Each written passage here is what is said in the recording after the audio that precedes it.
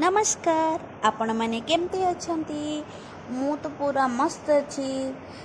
बहुत जोरे खरा होची सेथिपई भाबिली टिके सेपेटा जूस बनेदेवी आउ टिके पीदेवी। फ्रिज खोलिला बेलू देखिली कि सेपेटा भी अच्छी। मुझे हाँ ठीक अच्छे ताले चलो सेपेटा जूस बनईदबा। सेपेटा को आणिकी धोईदेली। फास्ट धोईकी तार भल कि चोपा छड़ेदेली।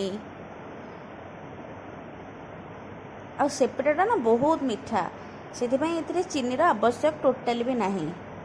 क्या जूस पसंद आउ को जूस आपण को पसंद आउ कौन नुआ जूस आपण वीडियो रे मोर देखापी चाहूँगी मत निश्चिंत कमेंट बॉक्स रे लिखिकी जदि आपण कहे ताहले मु नेक्स्ट टाइम रे से वीडियो निश्चिंत आपण मानन पई बनेबी।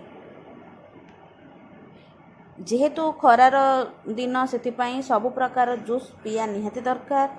जिते परिमाण रे आपण पानी पी पारे सेटा आपण बहुत भल।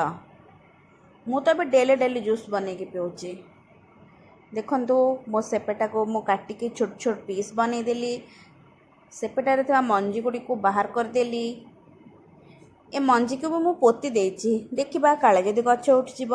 जदि गछ मोर उठिगला ताहले मु आपण मानकु निश्चिंत कहबी मु वीडियो माध्यम रे। देखंतु गोटे बाउल हो गला कहीं मु जेहेतु जणे पीबी से गोटे बाउल बनईछि। गोटे बाउल रे जतिक सेपेटा होता से को ऐड करदेली। से मु गोटे कप क्षीर ऐड करिछि। ठंडा क्षीर आपण ऐड करेंगे। चीनी मु ऐड करनी कहीं सेपटा बहुत मीठा से चीनीर आवश्यक बिल्कुल भी नहीं।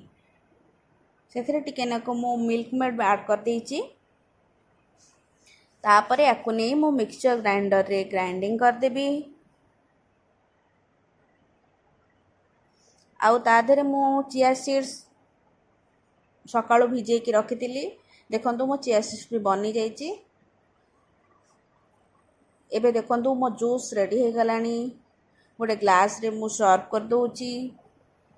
ता ऊपर हल्का टिके चिया सीड्स पके की चिया सीड्स आपण पीले पेट ठंडा भी आपण रखिबो आउ वेट लॉस भी करेबो। तेणु करी चिया सीड्सटा बहुत भल देह पई। मो जूस तो रेडी हो गला। मु जाउछि मो जूस पीबी। आपण को नुआ नुआ जूस पसंद आपण मते कमेंट रे कहले मु नेक्स्ट टाइम आपण पई निश्चिंत बनेबी। जदि आपण को मो वीडियो भल लागिछि तेबे लाइक करिवे शेयर करिवे कमेंट